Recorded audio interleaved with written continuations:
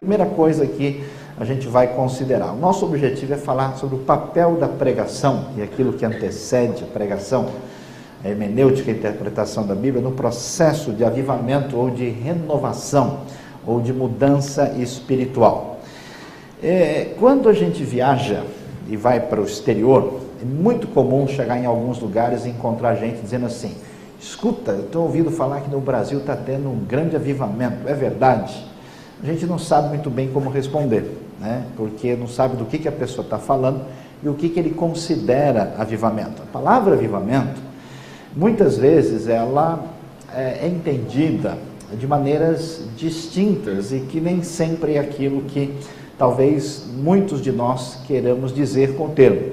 Às vezes a palavra é usada, por exemplo, de maneira sociológica. Qualquer despertamento religioso intenso que traz uma mudança religiosa de comportamento ou de procedimento é chamado de avivamento.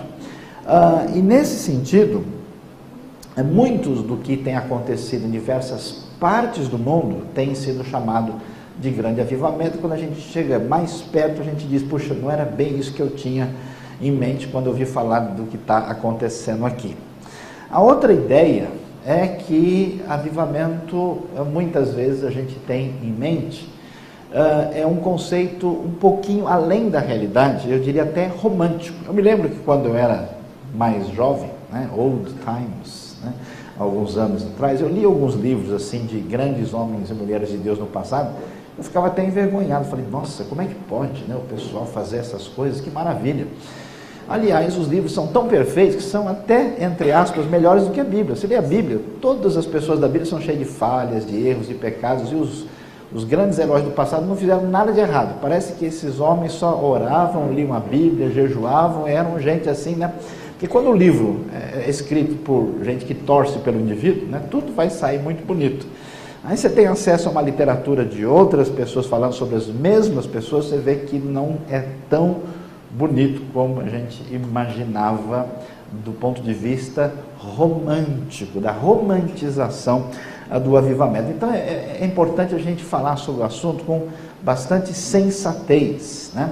Porque a nossa referência é a Escritura Sagrada. Então a visão bíblica de avivamento tem a ver, a palavra nem é tão utilizada assim no texto bíblico, como nós a utilizamos, é o retorno a Deus de alguém, de uma comunidade, de um grupo, de uma nação, de maneira contrita, com humildade. Aquele famoso texto de 2 Crônicas 7,14, né?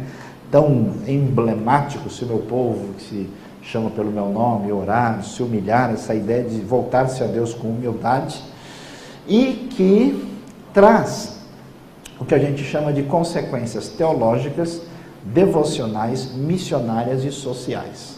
Isso é importante porque quando a gente pensa em avivamento, às vezes, algumas pessoas pensam que basta um indivíduo assim ficar mais um pouquinho separado dos outros, se ler a Bíblia e fazer bastante oração, que nós temos o avivamento ideal, né? E algumas pessoas até nesse processo de busca de espiritualidade ficam meio estranhas, né? E Deus quer que sejamos diferentes, mas alguns preferem ser esquisitos. E nem sempre esse negócio dá muito certo. Então, quando acontece um avivamento no sentido de uma ação poderosa de Deus na vida das pessoas, aquilo que tem sintonia com a referência bíblica costuma produzir consequências teológicas. Não é só o que eu gosto de chamar, brincando, a teologia do Roberto Carlos. São tantas emoções, né, onde a pessoa só passa por, né, grandes assim, manifestações externas sem mudança de mente, sem mudança de perspectiva, sem interesse em conhecimento da palavra. Você vai ver uma referência histórica interessante de um homem como Jonathan Edwards, por exemplo, que era um indivíduo tão voltado à oração, à piedade, mas ao mesmo tempo extremamente estudioso, e não só da Bíblia, inclusive das ciências. Ele escreveu um livro sobre as formigas, por exemplo, que pouca gente ouviu falar. É interessante que isso envolve mudança na postura da pessoa, na sua relação de amor e afeto em relação a Deus, né? Ele é mudança devocional e que traz um vetor não só interno, mas externo. Então, sempre que houve o que a gente chama de um avivamento mais próximo da legitimidade bíblica, isso produziu um movimento missionário e produziu mudanças favoráveis em benefício da sociedade, né? Muito do que a reforma e aquilo que os movimentos de recapitulação de valores e espiritualidade da reforma trouxeram, acabaram trazendo mudanças socioeconômicas e estruturais significativas no ambiente onde eles surgiram. Então, é difícil dizer isso, mas eu vou tentar. Os irmãos me ajudem, já vão praticando o perdão, porque a lista seguramente ela é limitada. Que elementos a gente provavelmente vai ver quando existe um caminho adequado de busca de Deus, de avivamento e de espiritualidade adequada? Vai primeiro haver uma preocupação, uma prática na direção de oração. Quem não ora não acredita. A oração é a prática da dependência de Deus. Então a presença e a manifestação de oração é fundamental dentro de uma realidade onde Deus está agindo de fato. Segundo, louvor marcado por gratidão. Uma coisa interessante é ver os salmos. Salmos são a poesia que é o reflexo de uma experiência espiritual profunda com Deus por parte do indivíduo ou da comunidade. Então ele se desdobra uma adoração, louvor. E muitas vezes a marca, a referência nítida é de gratidão. Gratidão é a consciência profunda no íntimo do coração de que nós temos certeza de que Deus é bom de verdade. Porque quando nós achamos que Ele não é tão bom assim, a gente duvida que o que está acontecendo na nossa vida está debaixo do seu controle. E aí nasce um ressentimento, uma amargura, e a coisa fica difícil espiritualmente falando. A presença do poder e da ação de Deus em nossa vida leva a quebrar as estruturas de autodefesa do nosso coração. Por isso, o avivamento sempre traz arrependimento, uma consciência não só do que nós fazemos, mas do que nós somos. Então isso quebra, isso leva a uma tristeza, uma contrição, a um pedido de desculpas e de perdão a Deus. Diferentemente do que muita gente imagina, avivamento não produz distanciamento. Porque o ensimesmamento, ele é o projeto subversivo do domínio do eu. Então eu acho, né, que eu sou superior e melhor do que os outros, eu me amo, não posso mais viver sem mim, vai dizer a música altamente, né, preciosa sobre o tema. Quando o espírito me quebra, eu tenho uma relação harmônica. Quanto mais avivada uma pessoa, ela não se distancia dos outros. Jesus escandalizava os religiosos. Por quê? Porque ele era capaz de jantar na casa do fariseu, e que era o pessoal da extrema direita, por exemplo, e ao mesmo tempo ele era capaz de conversar com a mulher samaritana. Ele estava com publicanos e pecadores, com gente assim da terceira divisão da época, né? Não vou dizer nem o nome dos times para não dar problema, né? E tudo se resolvia de uma maneira impressionante. É interessante, eu gostaria um dia de ver como é que seria o grupo dos discípulos. Lá tinha Simão o Zelote, que era o sujeito da extrema esquerda, e tinha Levi, né, que era da extrema direita. Imagina os dois no mesmo grupo. Deve ter sido uma experiência fascinante. Chegando no céu, vou pegar o DVD lá da videoteca para poder assistir como é que foi essa inter-relação entre os dois.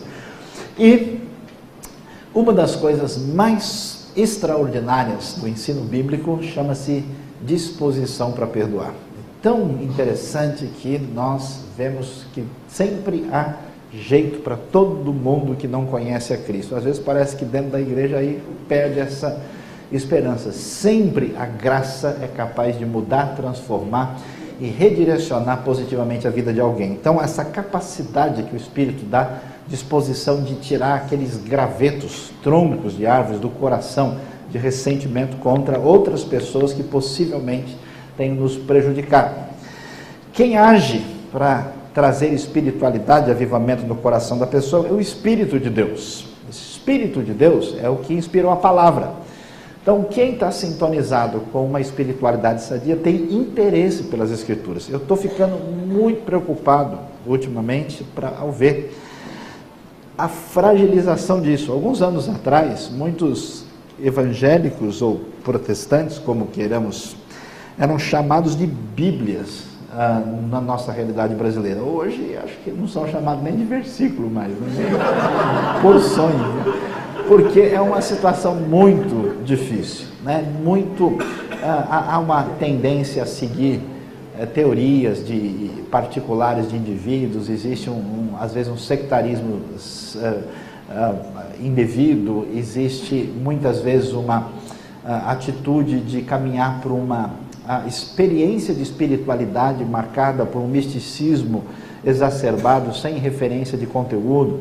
Então, avivamento é interesse pelas Escrituras. Interesse pelas Escrituras que envolve a postura de servo, de obediência a Deus. Vivemos numa época perigosa, que é a época de Jesus vendido 3 vezes sem juros, à vista ou no cartão. Você quer vir para cá, eu posso fazer o dízimo em 7%, 3 vezes no cartão, fechado, né? Então, nessa tentativa de, vamos dizer, interagir com a sociedade contemporânea, um lado problemático de muitas comunidades é negociar aquilo que é fundamental em relação à vida cristã para que as pessoas estejam tranquilas e bem no nosso meio. Então, nesse sentido, existe muita mensagem de autoajuda, muita mensagem de motivação, muita mensagem de levar as pessoas a encararem a segunda-feira com mais coragem e pouca mensagem de repreensão e de reencaminhamento. Olha, assim não, você não pode ser corrupto, você deve pagar imposto, você não pode ter uma vida sexual que desagrada a Deus, você não pode ter uma postura de vida, um comportamento que não é condizente com a ética cristã. Avivamento é obediência. Obediência e que envolve uma vida sem mundanismo. Eu sei que isso pode ter interpretações diferentes, mas existe uma coisa que 1 João vai dizer para a gente, que há uma espécie de desejo de poder, de fama, um sentimento forte, que é uma inclinação daquela natureza pecaminosa que se coloca contra Deus, que marca a realidade do tipo de sociedade que a gente vive. E nesse monte de frivolidades, inutilidades, coisas absolutamente desnecessárias, a gente percebe que boa parte das pessoas estão tão ocupadas com essas frivolidades que eles não têm tempo de qualidade com Deus e com a vida com Deus e com o seu crescimento. Avivamento significa redirecionar as prioridades para que as pessoas não sejam enganadas com a ideia, que se elas pegarem um monte de bugiganga que existe lá no shopping e levar para casa delas, que elas vão ter uma vida mais feliz. Isso não é verdade, isso é bobagem. Consequentemente, esse tipo de ação divina traz na pessoa uma disposição para autossacrifício. Estava preocupado esses dias conversando com o pessoal e alguém disse, nós estamos numa crise muito grande nessa nossa área aqui. Por quê? Porque não aparece mais gente hoje querendo ser missionário. O sujeito pegar a vida dele e ir para um outro lugar, viver em condições difíceis, não, o máximo que ele vai é dar uma, talvez visitada, ele prioriza o seu próprio conforto. Nós estamos com um grupo de pessoas aí, ajudando um projeto num lugar no interior da China, muito difícil a situação lá, e toda vez que a gente fala, vamos fazer uma, vamos, deixa que eu vou, chega na hora do vamos ver, é muito difícil uma pessoa ter essa disposição de ir lá do outro lado do mundo, correr o risco de comer qualquer coisa que Deus criou, uma espécie de empatia profunda da culinária com a teologia da criação. Os irmãos podem ver que não existe nenhum tipo de rejeição, todas as referências são altamente receptíveis, né? Qualquer animal é digno de passear no nosso estômago, vivo ou não, e então é complicado, pouca gente tem interesse numa coisa dessa. E naturalmente, igreja avivada, igreja que se volta para evangelização e missões, ela não pode ser refém da sua zona de conforto, ela não pode gastar os seus recursos simplesmente para o bem-estar dos seus membros, ela não pode ter um vetor voltado para a sua realidade interna, esquecendo daquilo que é referência fundamental do nosso pensamento. Para a gente lembrar na Bíblia um texto que mostra o que é chamada a um avivamento, vale pensar em Joel 2, 12 e 3. Agora, porém, Declara o Senhor: voltem-se para mim de todo o coração, com jejum, lamento e pranto, rasguem o coração e não as vestem, não as vestes, voltem-se para o Senhor, para o seu Deus, pois Ele é misericordioso e compassivo, muito paciente e cheio de amor, arrependa-se e não envia a desgraça. Ou seja, essa ideia de que arrependimento, de busca de Deus, envolve contrição, envolve sinceridade, envolve atitude prática.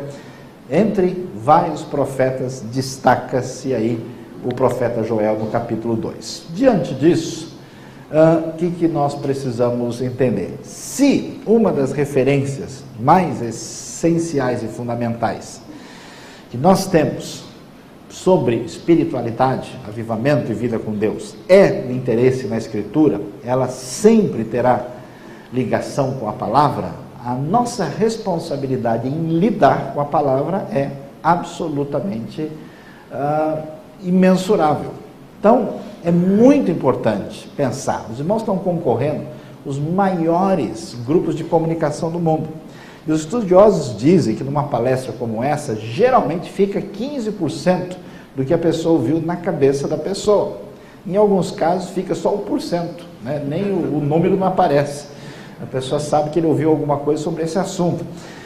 E nós temos 168 horas na semana, né? Em alguns grupos, no máximo, que a pessoa ouve de mensagem da Escritura varia de meia hora, no máximo 2, 3 horas, vamos dizer, estourando, para lidar com a sua vida, para entender o que acontece, para relacionar a sua vida da comunidade com Deus, a sua direção. Então, nós vamos pensar aqui sobre o que está envolvido nesse pregar e ensinar, e tentar, inclusive, resgatar uma dimensão mais ampla. Por quê? De novo, um dos nossos grandes problemas ao pensar sobre avivamento e sobre espiritualidade é seguir, de novo, a teologia do Roberto Carlos. São tantas emoções.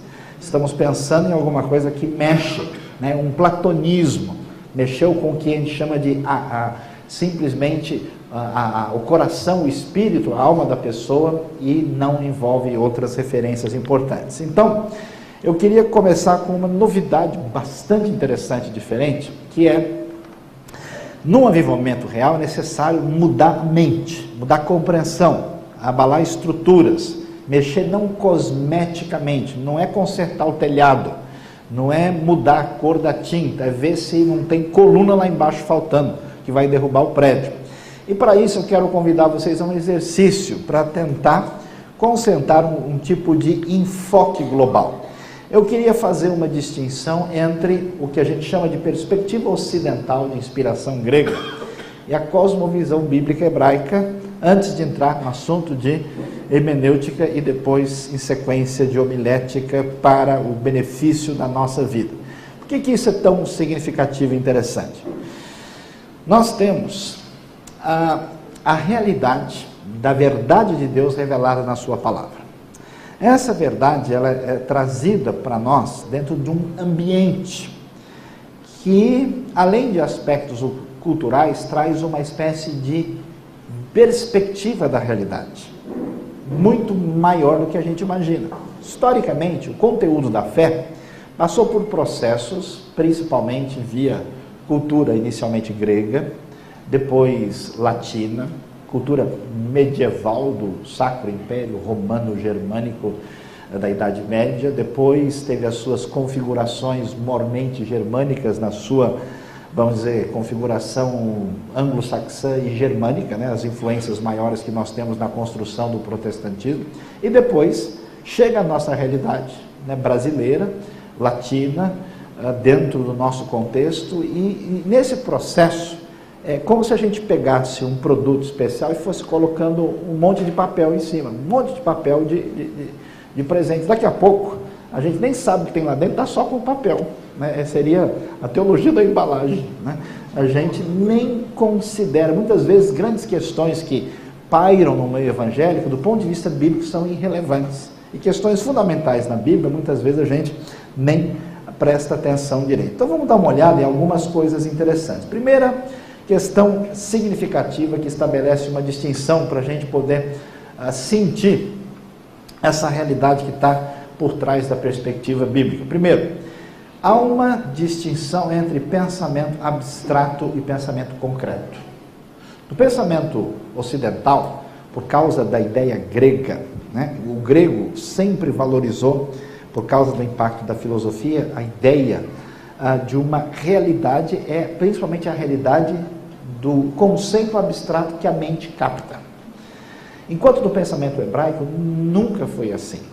O gênio hebraico nunca foi de tentativa de explicação, é uma da realidade para buscar a referência última do que temos à nossa disposição. É uma visão filosófica que busca essências, enquanto no pensamento bíblico nós temos o enfoque na relação com o Criador e sua vontade. Por exemplo, a Bíblia abre, ela não faz nem questão de explicar nada. Olha, pessoal, é o seguinte, Deus, vou explicar para vocês a origem deles. Não tem. No princípio criou Deus os céus e a terra. Ela já chega assim, cruzando para a pequena área para fazer o gol. Nem quer nem saber. Ela já declara, ela parte de um pressuposto. Ela chega com a referência definida. E a maneira de lidar isso é muito marcado por um outro tipo de abordagem, que é a não tentativa de uma explicação detalhada da essência subjacente à realidade, mas sim de dirigir a vida do indivíduo para a sua relação com o Criador. Não existe, por exemplo, uma preocupação de uma explicação sistemática do mundo. Há uma ideia de que é necessário haver uma purificação e santificação do indivíduo para que ele possa comparecer perante Deus. No pensamento grego, que alimentou o Ocidente, existe o desprezo da linguagem. Falar não é tão importante, por isso que a gente nem presta atenção no que falou. O que vale são imagens. A palavra teoria, que é tão respeitável, vem de theorel do grego, que é enxergar. Ideia vem da mesma ideia de ver, enxergar em grego. E enquanto no pensamento bíblico é tão interessante que davar quer dizer palavra e coisa, e quer dizer feito. Há uma ideia de que o mundo da linguagem, o mundo da criação e o mundo da história estão integrados. Há uma inter-relação entre a realidade. Enquanto o racionalismo, vamos assim dizer, no sentido genérico do termo, a filosofia grega, ela sistematiza e quebra tudo, o pensamento hebraico, ele integra. E essa integração acontece por meio do elogio da palavra. Por isso que Deus não pode ser visto, por isso não se constrói imagem. Deus se revela falando. A revelação de Deus é um nome. No princípio era o Verbo se fez carne. Jesus é o Verbo de Deus. Interessante, o livro de Atos, na teologia de Atos, vai dizer que quando o sujeito é curado, foi o nome que o curou. Então, esse elogio da palavra é uma das referências tão interessantes, até porque a palavra, ela é uma mediação de percepção do significado, é a relação que nós temos com a interpretação da realidade, e ela tem o caráter dinâmico de transformação em oposição à ideia, à figura estática. Desprezo da linguagem se opõe à linguagem ser praticamente tudo. Por isso, o grego se preocupa com análise precisa, enquanto no pensamento hebraico nós temos a constatação de uma realidade entrelaçada e complexa. A tentativa de definir precisão de certos elementos traz uma satisfação da razão que geralmente provoca orgulho. É interessante ver como tantas pessoas que estudam a Deus perdem o coração para com Deus. Em parte, porque a maneira como a gente trabalha essa sistematização, ela tem uma maneira diferente do pensamento bíblico lidar com isso. Porque quando você percebe a grandiosidade, a complexidade da realidade, você tem a capacidade de admirar. A sua relação, ela não é só cognitiva, ela não é de captar uma referência, ela é muito mais aprofundada. Então, nesse sentido, nós temos uma distinção significativa. Inclusive, você saiba que O simples fato de você adquirir informação, crescer, entre aspas, teologicamente, sem desenvolver uma sintonia de coração com Deus e com a grandiosidade de Deus e do universo, isso mata e destrói a sua vida. É um negócio complexo. No pensamento grego, ocidental, Deus é. Deus é percebido como uma essência. Na Bíblia, a ênfase muito mais é Deus age. Deus é aquele que se revela agindo na história. Não quer dizer que Deus não seja, mas é que o enfoque do texto apresenta principalmente Deus em ação. O pensamento grego levou-nos a uma ideia de universo fechado de causa e efeito, enquanto a Bíblia trabalha com a ênfase em que Deus é a razão e a causa de tudo. Todas as coisas encontram a sua referência em Deus. Hoje, por exemplo, nós estamos encontrando problemas teológicos que se multiplicam, e geralmente esses problemas teológicos são atitudes de fazer com que uma certa doutrina se torne refém de uma visão racionalista limitada. O indivíduo, por exemplo, vai pegar a Bíblia, ele pega um assunto, e aí ele separa aquele assunto, ele quer chegar até as últimas consequências com uma consequência lógica.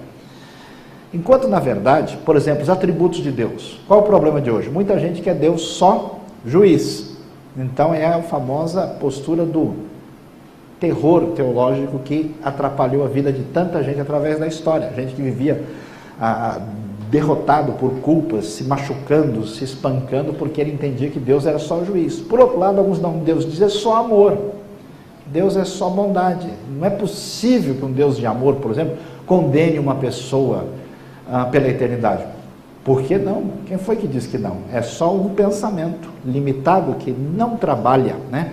Como uma espécie de mistura do café com leite bíblico, que põe os dois juntos e faz a relação adequada entre as duas referências, porque isso está interrelacionado. Por isso, nós vamos ter a ideia de que existe, né, no pensamento grego, uma ideia de que o homem domina o mundo pela razão e aplicação das leis. O pensamento bíblico enfatiza o domínio divino, dizendo que tudo depende do relacionamento com Deus. Há uma distinção entre uma dicotomia do mundo espiritual, mundo material, né? Grande parte do nosso meio evangélico ainda é muito mais platônico do que propriamente bíblico, enquanto na Bíblia o natural e o sobrenatural são interligados. O que causou a tempestade? Foi os ventos e a ação meteorológica? Foi. Mas foi Deus? Foi. Foi a ação de algum anjo? Foi. Mas como pode ser um e o outro? Pode, você que não entende. O problema é o seu chip, que é 1.0, não conseguiu integrar as realidades. Quem sabe no futuro seja mais fácil. Por isso, que coisa interessante. A ideia, por exemplo, que boa parte da tradição sábia do ambiente hebraico trouxe para nós, olha só que coisa interessante, que orar, como diz um famoso rabino, é tornar o mundo santo. É proibido ao homem desfrutar de algo nesse mundo sem dizer uma bênção, uma oração que é feita de gratidão a Deus.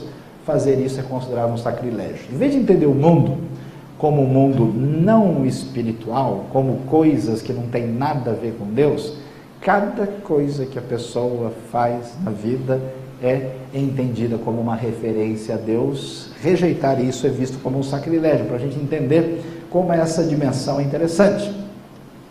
A lógica nossa, herdada, é uma lógica linear, passos.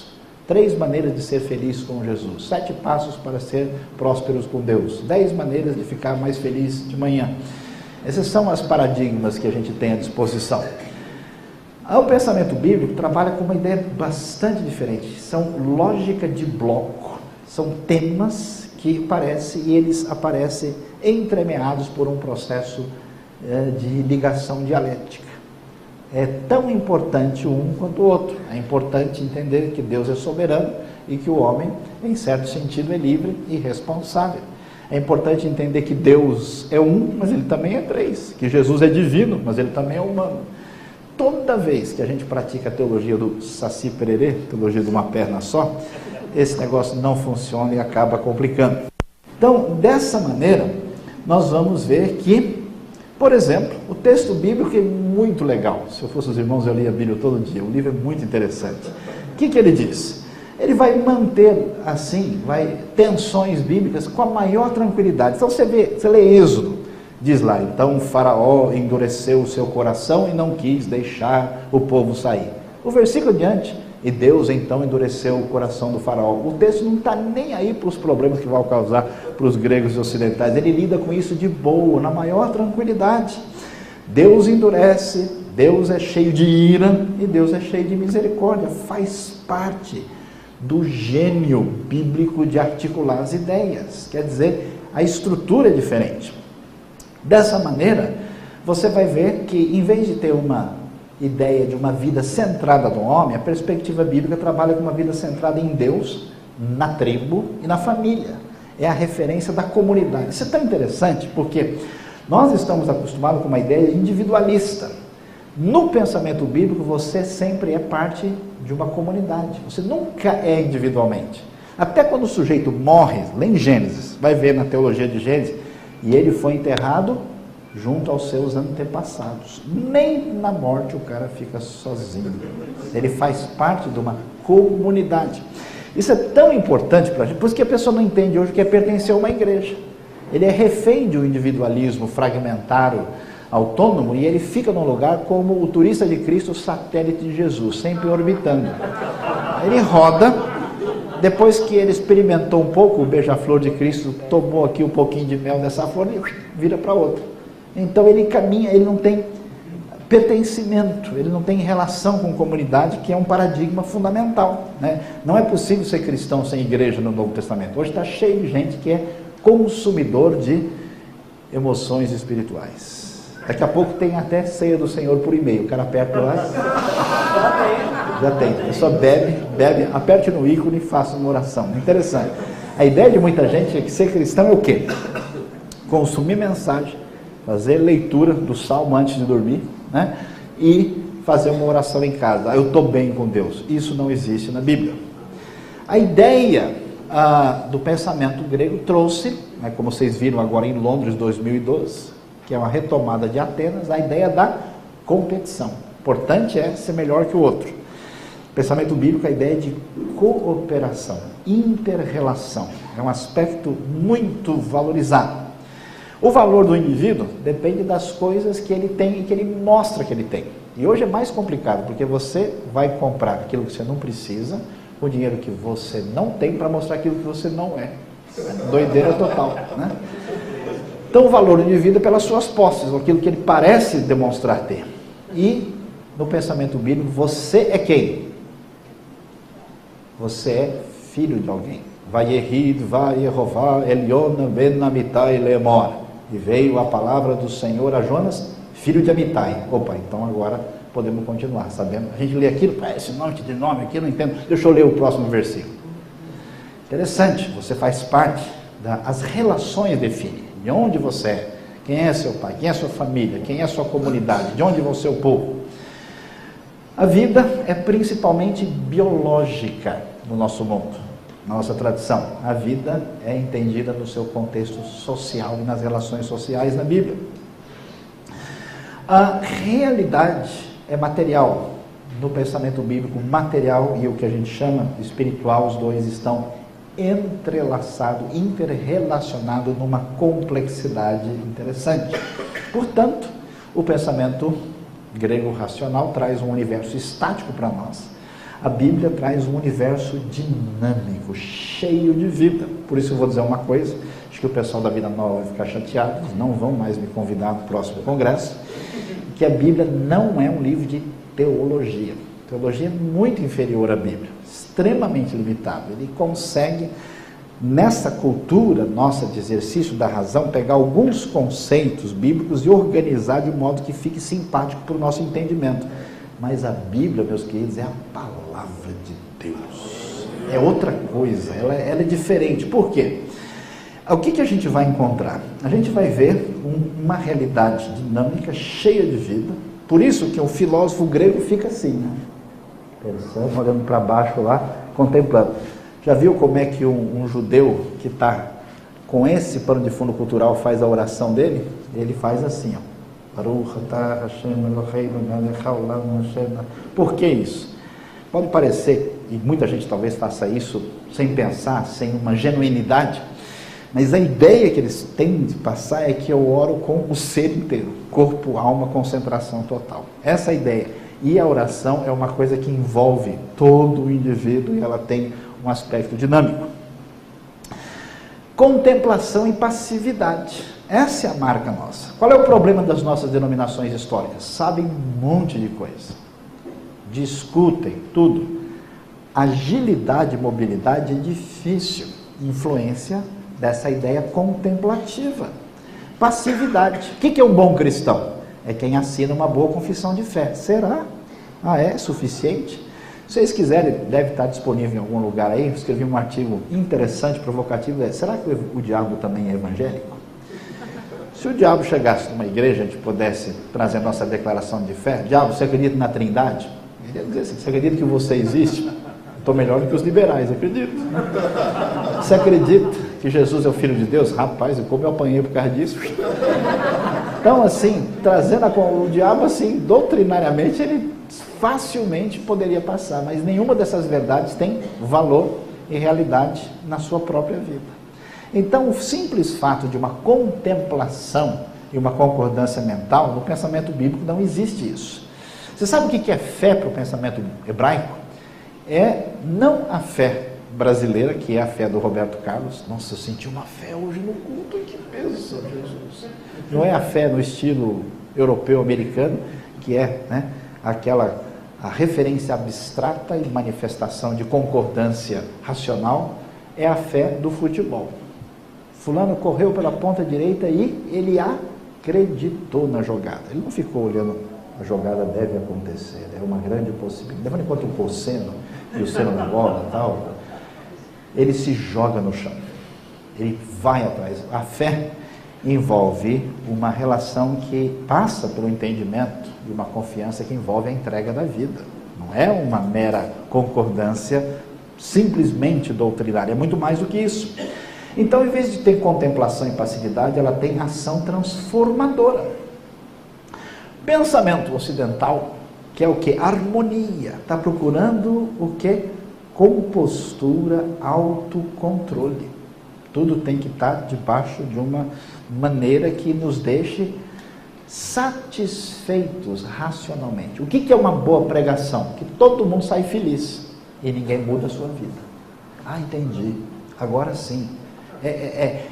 É uma satisfação para a mente do indivíduo. Um preletor muito inteligente falou várias coisas e a minha mente saiu tranquilizada. É o Dorflex de Cristo. Ela toma e sai feliz. Pensamento bíblico não tem nada disso. Você lê vários textos.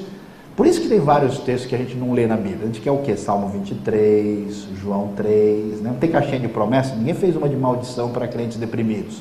Maldita a terra por sua causa. Não, só tem... A gente seleciona assim, o filé mignon, né, do que é interessante e deixa. Por quê?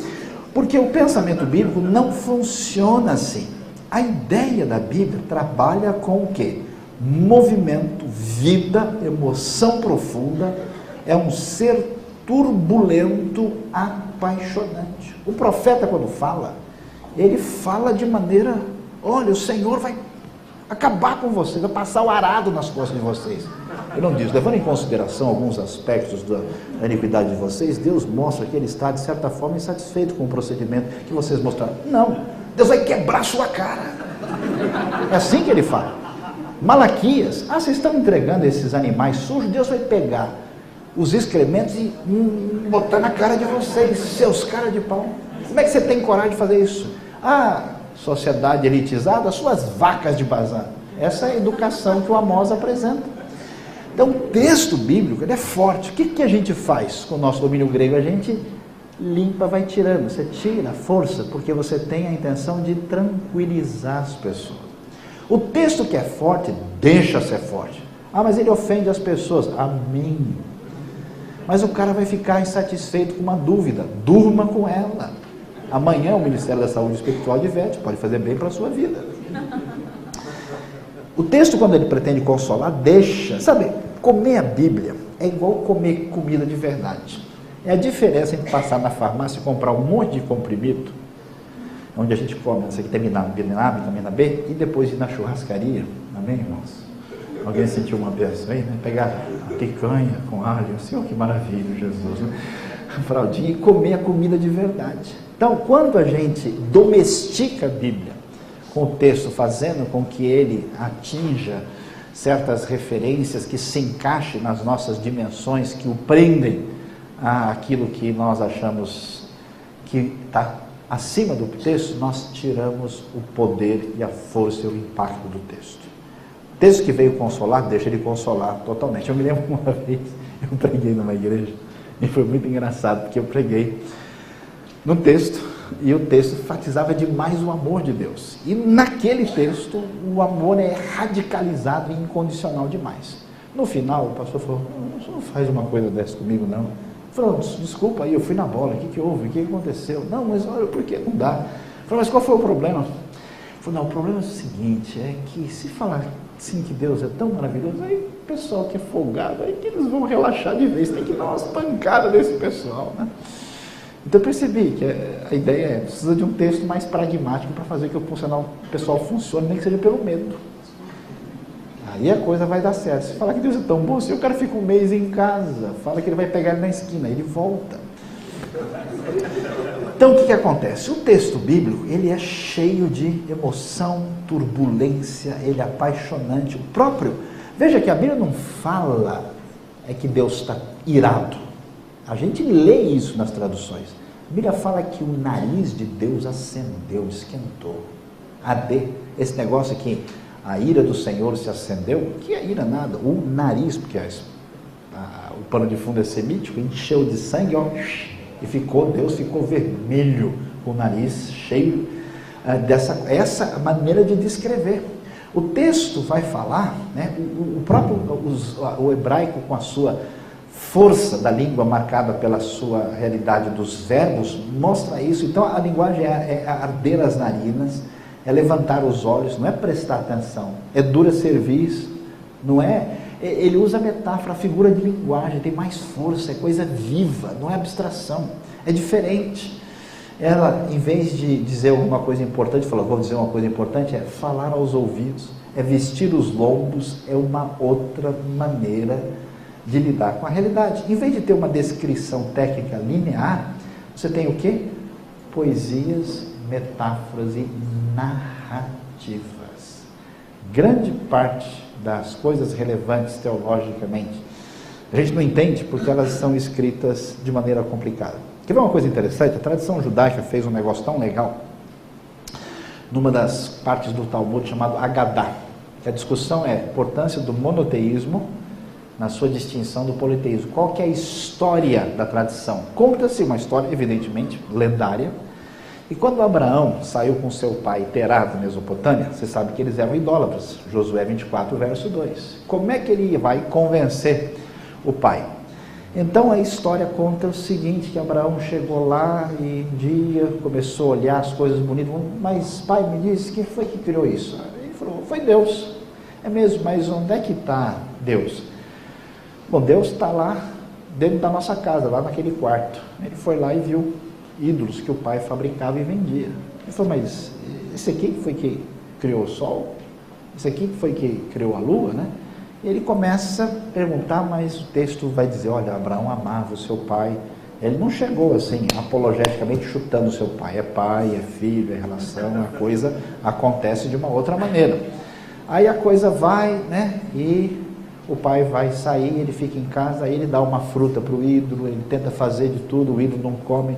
Mas se ele não fala, não anda, não faz, até que um dia ele perde a paciência, e o pai está fora, ele pega lá um machado e quebra todos os ídolos, deixa só o maior. Aí o pai chega e vê aquilo, o que ia acontecer? Ele falou, os ídolos começaram a discutir aqui, o pau quebrou.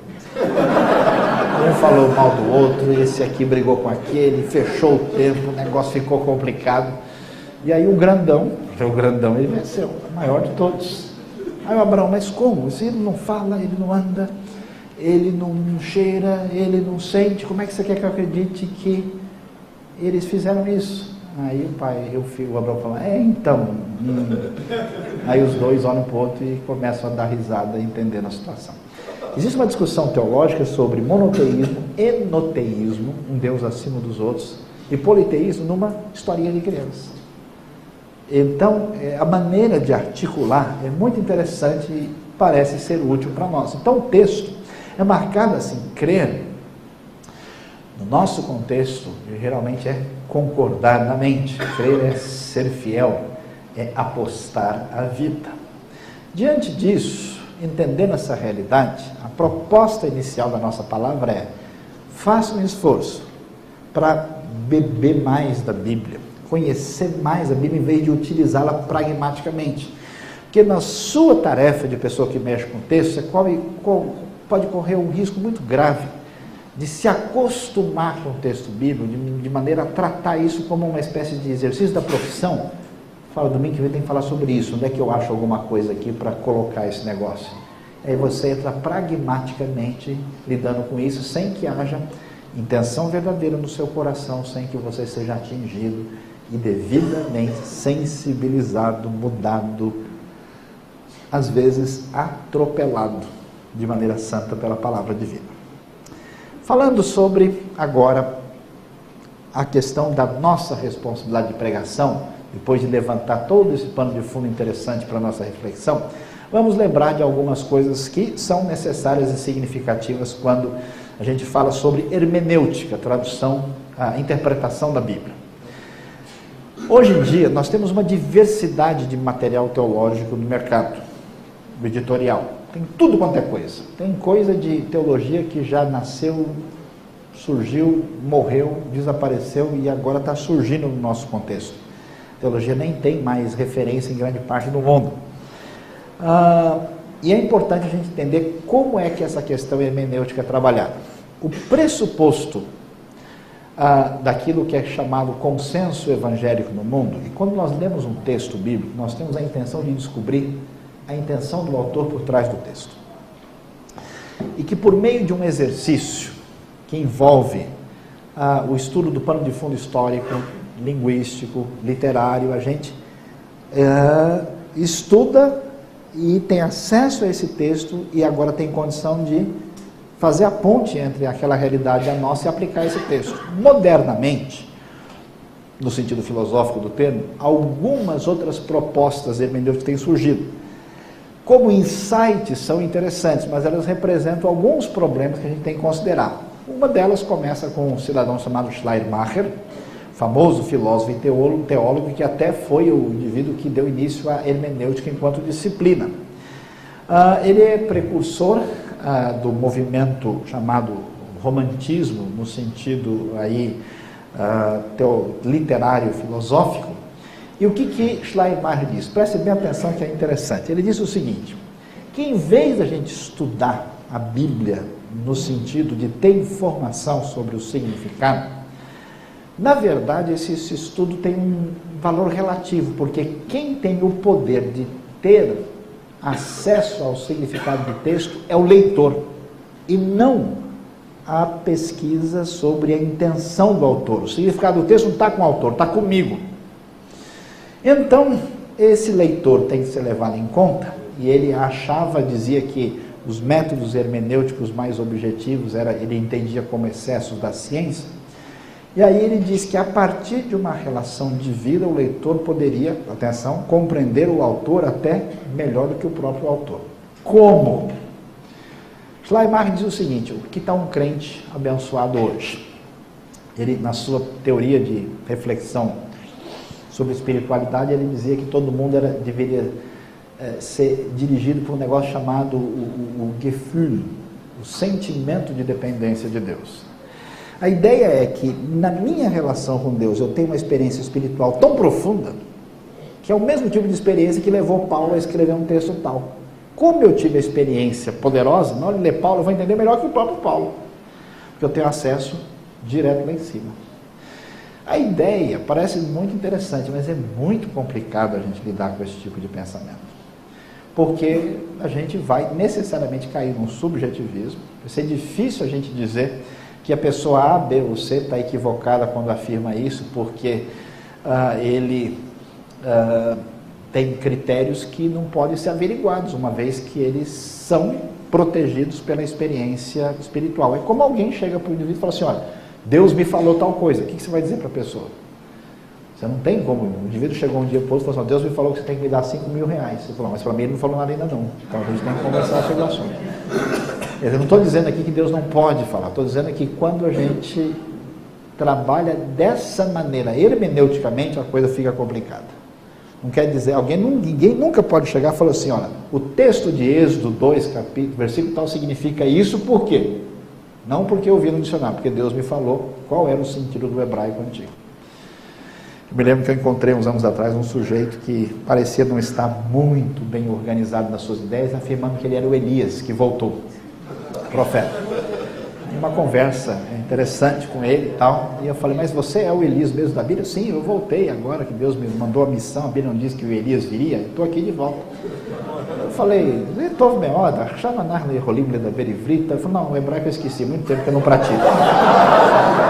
Então, né, eu tinha esperança, por meio dele, ter acesso ao sentido de algumas palavras que os estudiosos têm dúvida, mas mesmo assim, nem com a ajuda do Schleiermacher, ele não seria capaz de nos ajudar.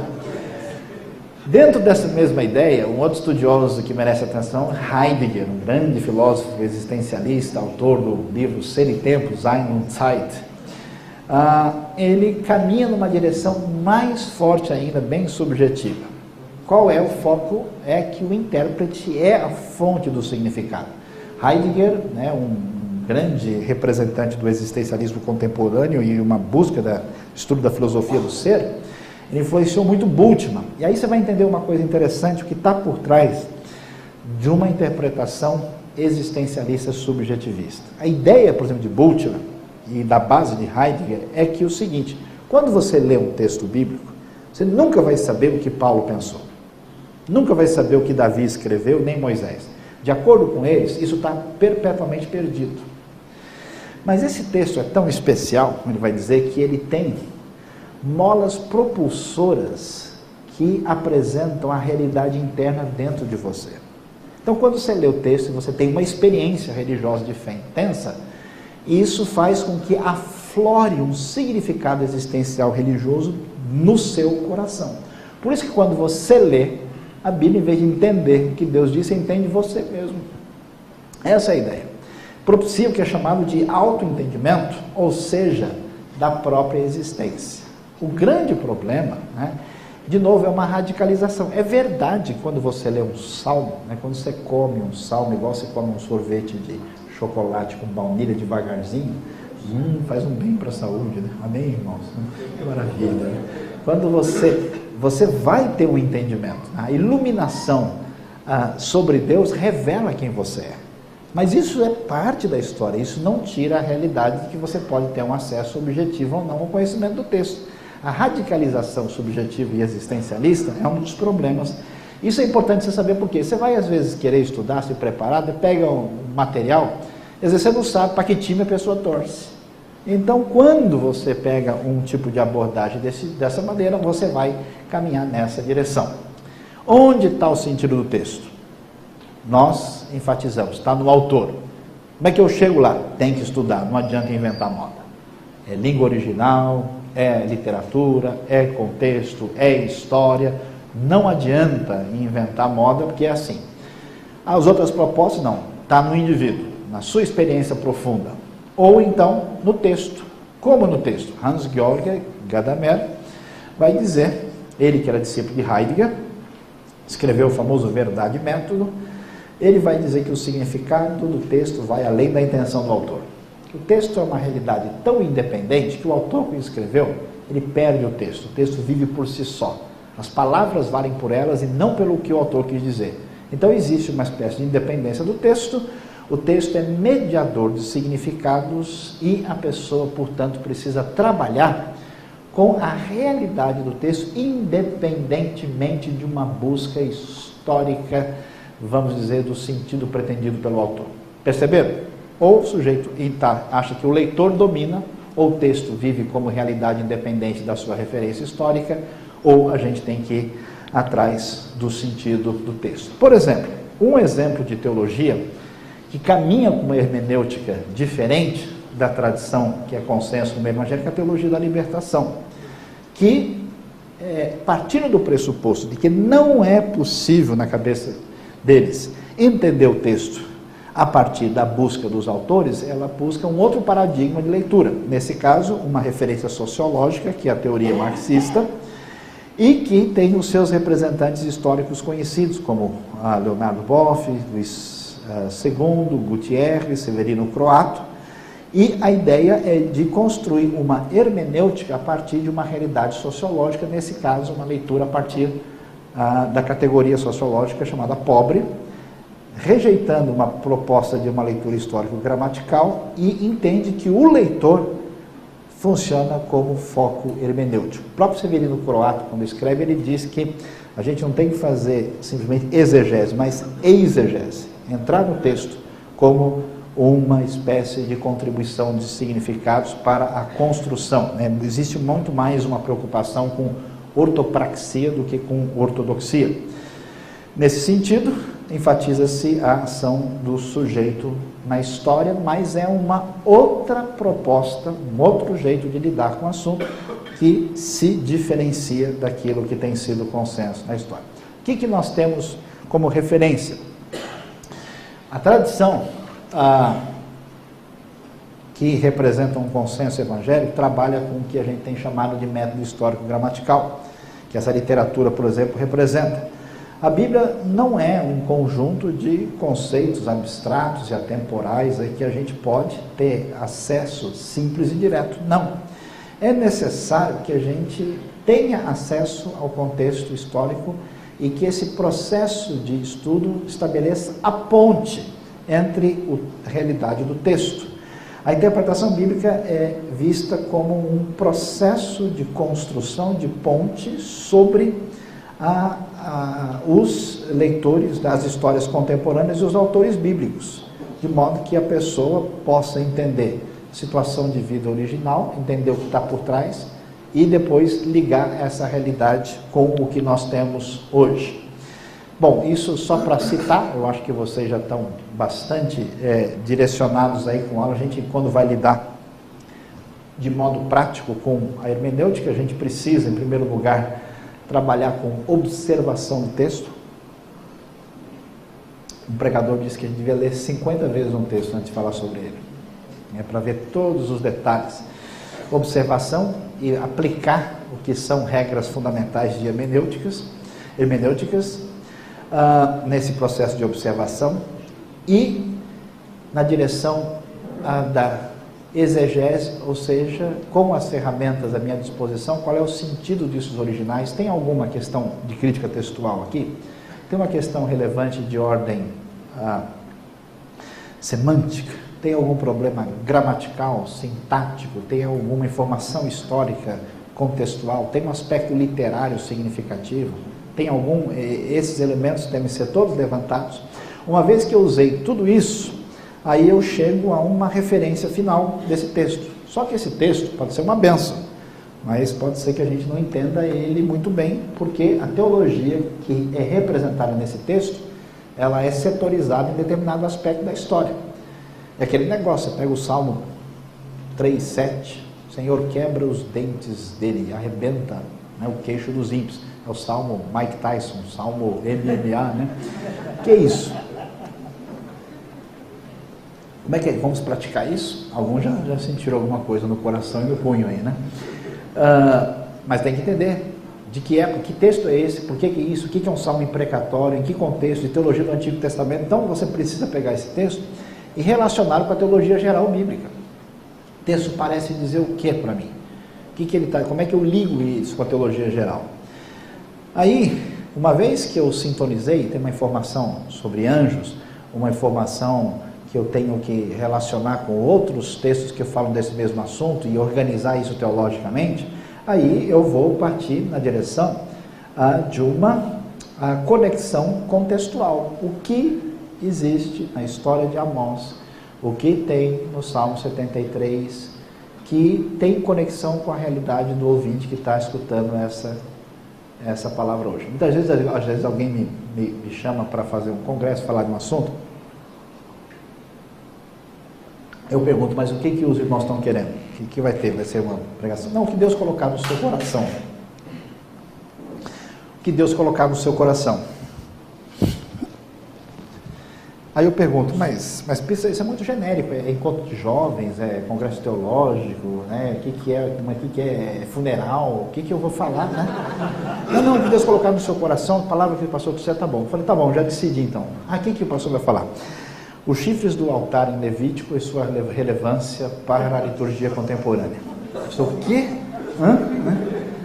Se alguém passar um mês pregando na igreja sobre a importância dos chifres do altar em Levítico, é possível que muita gente não vai entender exatamente qual é o sentido disso para a sua vida, no sentido prático do termo. Então, é muito importante. O grande problema de muitos pregadores, principalmente pregadores teólogos, é que eles enxergam os originais, enxergam os livros e não enxergam as pessoas, não sabem com quem estão falando. Então, aquela palavra ela é maravilhosa, só está com um povo errado. Ele não tem condição de ligar o que está sendo escutado. E uma vez que eu fui atrás do conteúdo, trabalhei isso, é como pegar as frutas e fazer a vitamina mista no liquidificador, eu tenho que agora preparar isso, ou como sermão, ou como aula, como mensagem, como transformar isso de uma maneira que eu possa agora fazer um corpo completo para apresentar para quem vai ouvir o que eu vou falar. E aí vem um outro dilema importante. Muitos bons exegetas, teólogos, estudiosos não são bons oradores. E muitos bons oradores não são bons estudiosos. Então tem gente que fala coisas profundas, enquanto o povo dorme profundo, né? E tem gente que fala um monte de coisa com um coração maravilhoso, que deixa todo mundo que estuda muito nervoso. Porque tem forma. Então há uma necessidade de ligar, porque é a mesma coisa de chegar num restaurante com uma comida muito boa e ser mal servido. O cara derramar o suco de maracujá na sua camisa nova. Então, a mensagem bem trabalhada e mal apresentada é a comida mal servida. E é um negócio, ele jogou, piqui dentro do suco de manga, caiu um grande, não funciona, não encaixa, não dá. Agora o pessoal se sentiu abençoado, né? Então, a pregação aí precisa receber essa referência. Algumas coisas importantes em termos hermenêuticos, vamos lá considerar. Um texto não pode significar aquilo que nunca significou para o autor original, não adianta inventar moda. O texto é o que ele quis dizer, não o que você acha que deveria ter dito. Mas Jesus não falou isso, mas pensou, né? A referência, né? É igual aquele sujeito radical, falou, meus irmãos, Jesus disse, a Bíblia, nós não podemos ir em festa, porque a festa é do diabo, porque festa é aniversário de Satanás, que vai em festa vai para o inferno, onde já se viu uma coisa dessa, porque festa não pode e tal. Irmão, mas pastor, está escrito aqui na Bíblia que Jesus foi lá no casamento de Caná, então quer dizer que ele foi numa festa, mas não devia ter ido, porque tal, mais ou menos assim. Depois, a referência famosa, a Bíblia interpreta a própria Bíblia. O que quer dizer isso? Quer dizer que eu não posso colocar sobre o texto uma referência de autoridade maior. Às vezes o sujeito rejeita a autoridade bíblica e ele desloca essa autoridade para um autor da sociologia, um autor da filosofia, ele escolhe uma outra referência. A referência maior é a própria Escritura. Sempre que possível, entenda as palavras do texto no seu sentido normal e comum. Não fica viajando na maionese, né? Na Idade Média o pessoal entendeu que os 318 homens de Abraão, você já está pensando que não deve, não é isso. Esses 318 homens de Abraão, que o número 318 significava a cruz de Cristo, por causa das iniciais das palavras, dos números, que poderia ser uma abreviatura de Taurus e Iesu, que é, mas é claro que o sentido é absurdo, não dá para ficar inventando. Então, quando a Bíblia diz, então Jesus, saindo de Jerusalém, desceu e entrou em Jericó, significa que ele entrou em Jericó, né? Eu vi alguém pregando de maneira pública sobre os gafanhotos de Joel, livro de Joel. Um gafanhoto significa a inflação, é um gafanhoto devorador, o outro significa o migrador, que é o dinheiro levado para os paraísos fiscais, não sei de onde. Cada gafanhoto assim, altamente ligado ao mercado internacional de hoje. E qual é o grande mistério por trás dos gafanhotos de Joel? Gafanhoto lá significa gafanhoto. Então não invente, né? Saiba que o Novo Testamento tem precedência sobre o Antigo Testamento. O que quer dizer? Você tem uma revelação progressiva, você tem uma culminação de ideias, onde há um descortinar no Novo Testamento. Então, quando o indivíduo tem uma ideia e que aparece com certas limitações teológicas, ele não pode dar a precedência daquilo que está no Antigo em relação ao Novo, porque o Novo é a concretização, é um conceito de revelação progressiva. Interprete os textos difíceis à luz dos mais claros e indiscutíveis. Então, se você tem um texto que parece dizer uma coisa muito diferente, talvez se você estudar o contexto, o pano de fundo, você vai entender que esse texto, quando entendido à luz, né, é igual, por exemplo, a pessoa lê o texto e então acontece que Jesus desceu e foi e pregou os espíritos em prisão. Então quer dizer que tem chance para a pessoa se converter depois da morte. Ele fez uma conferência lá no inferno, o pessoal levantou a mão, quem aceitou saiu. Foi isso? Não, porque isso, nenhum texto, nenhuma doutrina do Novo Testamento vai nessa direção. Então aquele texto tem que ter um sentido diferente do que a pessoa vai entender se ler imediatamente. Pregar, ele vai descobrir que não é só pregar evangelisticamente, é proclamar, a ideia é a proclamação da vitória de Cristo no mundo que está além da nossa percepção. Lembre-se de que Cristo é o centro da Bíblia. A referência, o texto aponta para o evento messiânico fundamental. A revelação bíblica é progressiva, e esse conceito tem que ser trabalhado. Dá para você construir cristologia em cima de Juízes, não é uma ideia muito boa. A Bíblia usa a linguagem fenomenológica. Por que é tão importante isso? Mas a Bíblia diz que o sol parou em Josué e o pessoal disse que os cientistas comprovaram que não existe isso. O sol não para. A verdade é a terra que talvez ali deixou de girar, então a linguagem bíblica está errada. A linguagem bíblica não está errada. Ela é a linguagem do senso comum. Um cientista que fez PhD, ele diz para o amigo dele, olha, você viu, hoje o sol nasceu às 6 da manhã. E ninguém fala, em que maternidade? Porque a linguagem, o sol nasceu, é a linguagem do senso comum, né? Então a Bíblia não comunica para uma elite, ela comunica para o povo de modo geral. Por isso ela usa a linguagem perante os olhos de quem está observando, o sol parou. E por isso esse tipo de linguagem ajuda a gente a entender como descreve, como o texto diz, apresenta. A perspectiva dos autores é sobrenaturalista. Por quê? Quando a pessoa lê o texto com uma ideia de que não é possível acontecer nada fora da ordem comum das coisas, então ele vai reinterpretar todos os acontecimentos do texto. A pessoa vai dizer coisas do tipo, não, peraí, não é verdade assim que Jesus nasceu de uma virgem, porque virgem não pode ter filho, então foi uma outra coisa que aconteceu. Mas essa ideia pode ser da sua cabeça, o texto afirma exatamente o oposto. Então o texto diz isso, você pode pensar o que você quiser, você só não pode dizer que o texto está dizendo isso. Paradoxos e tensões dialéticas têm limites. É verdade que a Bíblia, você vê, Jesus é divino e humano, a palavra de Deus é 100% divina, tem origem de Deus, é 100% escrita por pessoas. Há várias tensões e paradoxos bíblicos, mas isso tem limite. Ninguém pode dizer, não, Deus é Deus e o diabo ao mesmo tempo. Não, o bem e o mal são duas coisas que a gente tanto faz um como o outro. Não, calma, você não vai aí indevidamente, porque nós temos limitações definidas sobre essa realidade. Últimas dicas, pensando um pouquinho sobre preparar uma mensagem. Algumas coisas fundamentais na proclamação. Preparar a mensagem é como preparar uma refeição. Vamos ver alguns conceitos. Algumas coisas importantes. Quando a gente pensa em pregar e não tem uma perspectiva espiritual de avivamento, a gente pensa em apenas fazer a coisa do ponto de vista da reflexão. O pregador precisa de 3 coisas fundamentais. Primeiro, sintonia com Deus. Antes de você pregar, pregue para você mesmo. Seu coração, sua relação com Deus, isso é fundamental na maneira como você transmite essa palavra. Depois, sintonia com o conhecimento bíblico teológico. Não dá para ficar inventando moda e viajando na maionese. Você precisa estudar, você precisa conhecer, você precisa ter informação, você precisa ter conteúdo. E você tem que saber quem é que está escutando. Eu conheço gente que não importa onde esteja, a pessoa fala tudo do mesmo jeito.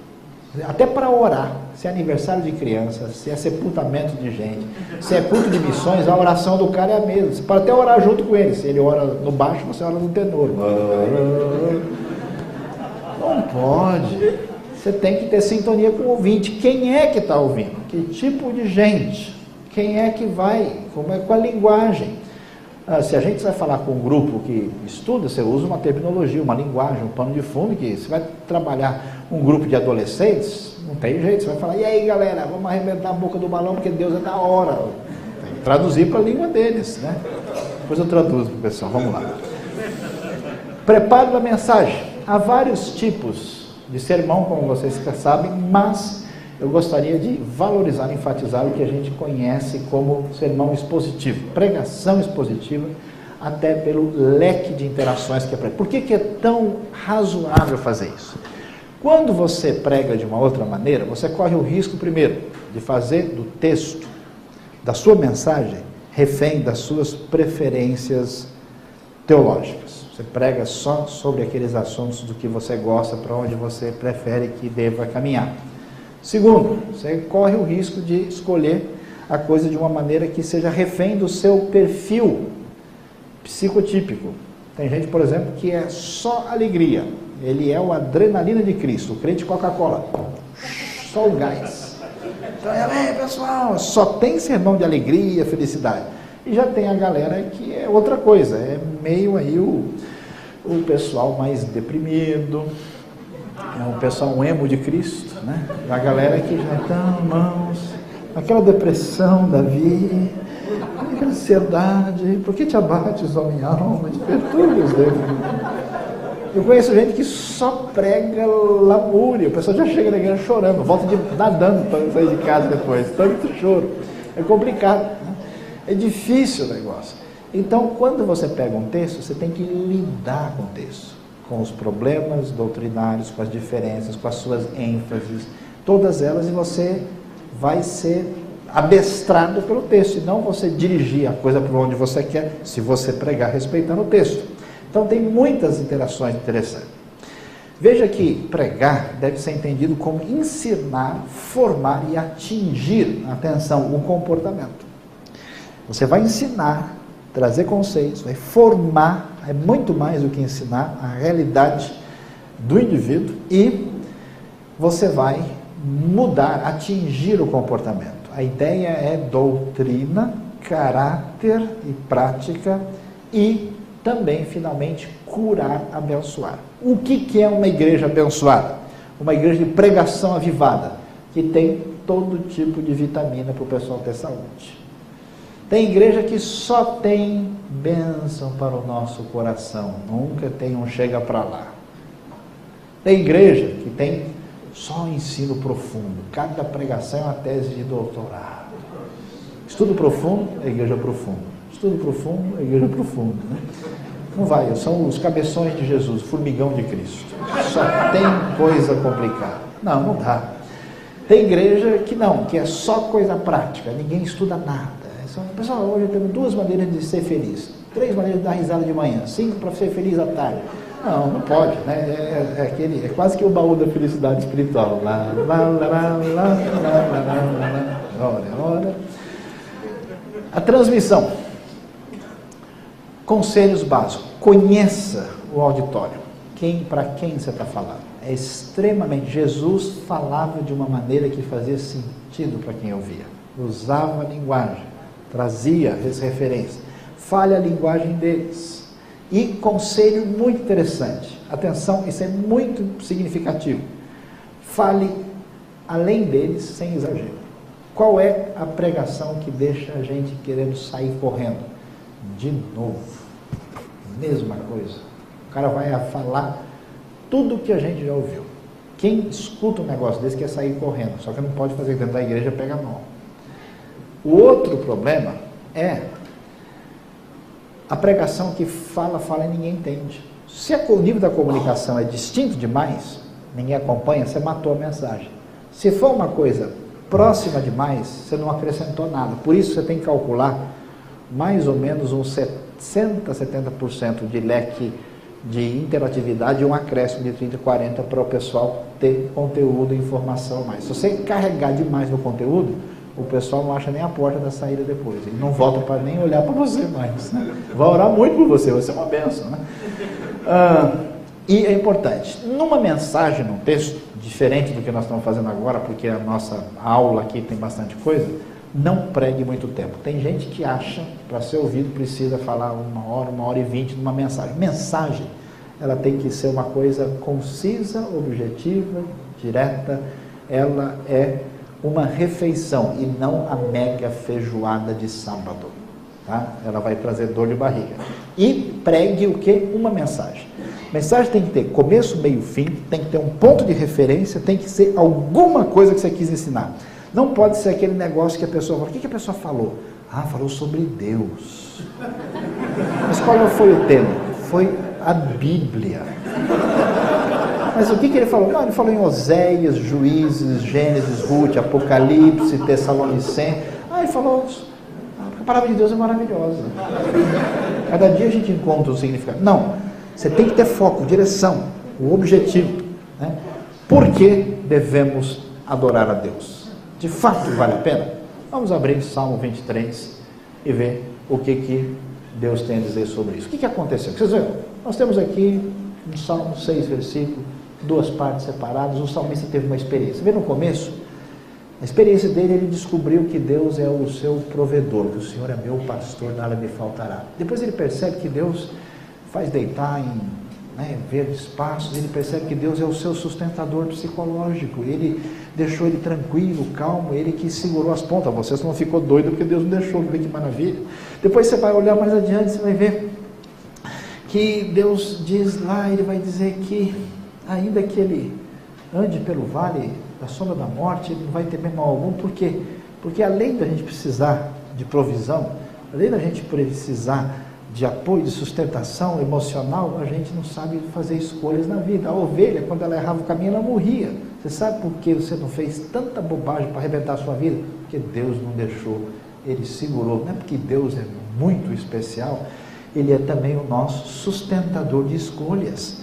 Aí o salmista vai ficando tão feliz que ele até muda o slide e ele vai adiante e diz ali que Deus prepara uma mesa para ele na presença dos seus inimigos. Ou seja, ele enche ali uma grande mesa na cara dos inimigos. Deus não só abençoa a gente em todos os sentidos, como ele mima a gente. Ele põe o guardanapo, picanha com alho ou fraldinha. E o inimigo lá olhando. Você vê como é que Deus trabalha, que coisa impressionante. Aí o salmista vai e diz assim: olha, certamente eu sei que a bondade e a misericórdia, o que é isso? Bondade é o que Deus dá para todo mundo, misericórdia é o hesed divino que ele dá só para quem está em aliança com ele.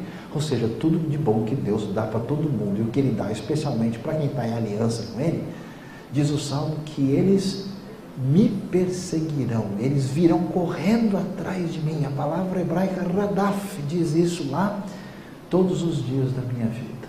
Quer dizer, Deus é sustentador, Deus segura as pontas do meu emocional, Deus interferiu nas minhas escolhas da vida, Deus me tratou de maneira tão especial na hora do sufoco com os inimigos, Deus me encheu de bondade e misericórdia. Quer saber de uma coisa?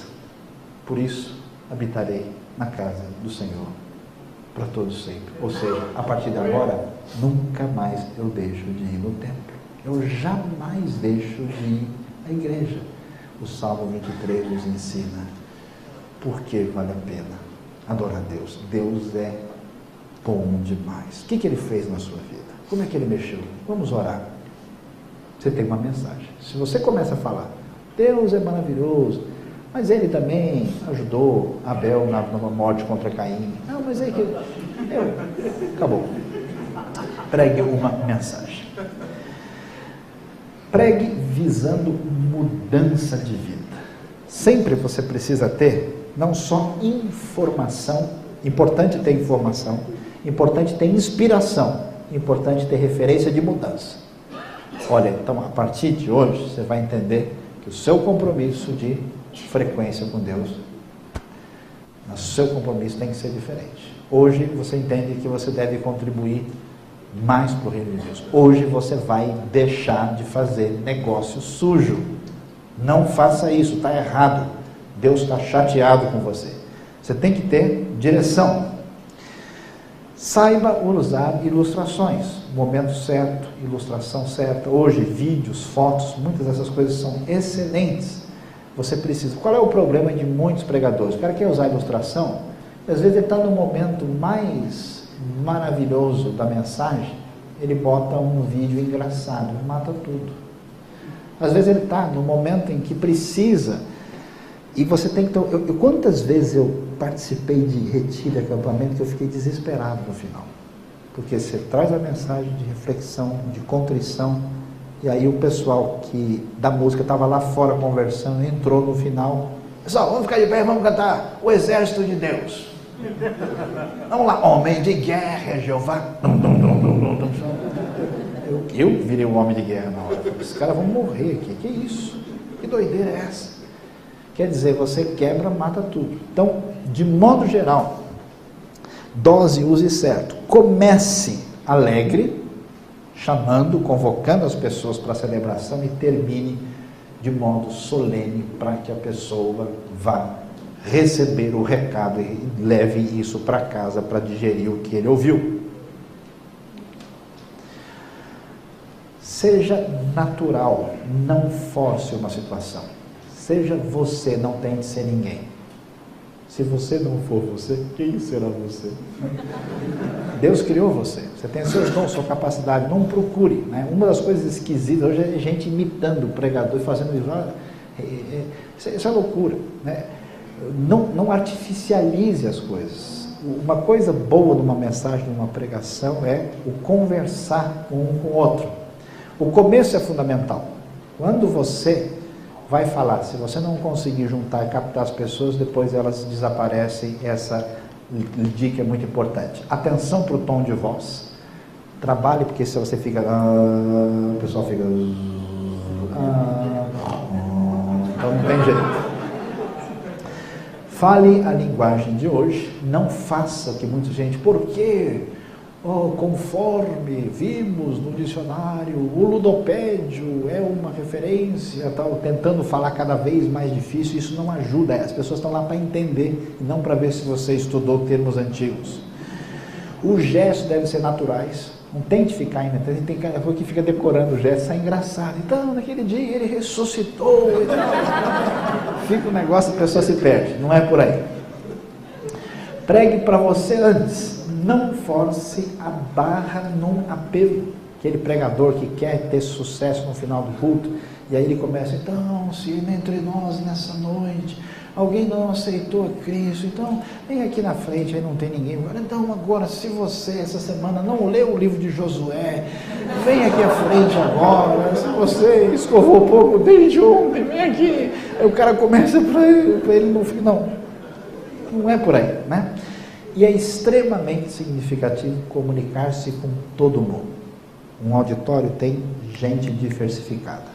Tem homens, mulheres, jovens, menos jovens, adolescentes, crianças. Você deve, de preferência, falar de modo que você mantenha todo mundo ligado e funcionando. Estabelecendo conexões com o tipo de auditório que você tem. E principalmente usando o olhar. Eu já vi pregador que prega assim. O tempo todo olhando para cima, para baixo, nunca olha para o pessoal. Então, aí nós temos as principais referências que precisamos sobre o assunto. Eu agradeço a atenção de vocês. Isso foi uma palestra mais assim teológica e de ensino. Espero que Deus abençoe o nosso coração e nos ajude aí no crescimento e entendimento da palavra. Amém?